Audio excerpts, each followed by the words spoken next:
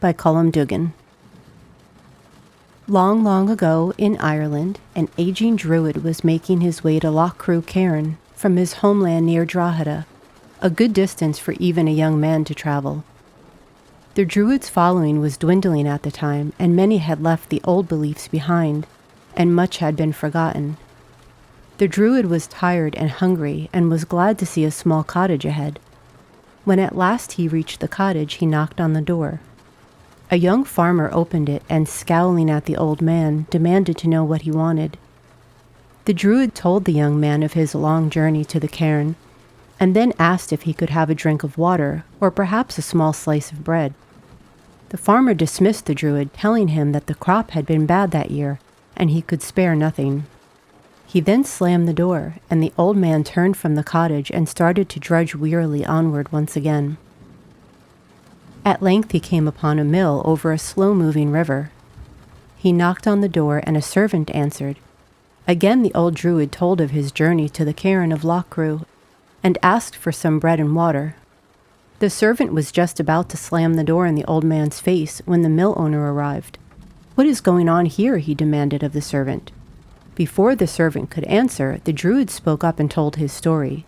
However, the mill owner took pity on him and asked him into the mill. He then told the druid that he would grind as much corn as he could cling to his wet hand. He could then bake bread to eat. The druid put his hand inside a pail of water. Then with it still wet, he plunged it into a sack of corn. When he withdrew his hand, corn was clinging to all his fingers, as well as the palm and back of it, right up to the wrist. He cleaned off the corn carefully into a bowl and handed it to the miller to grind.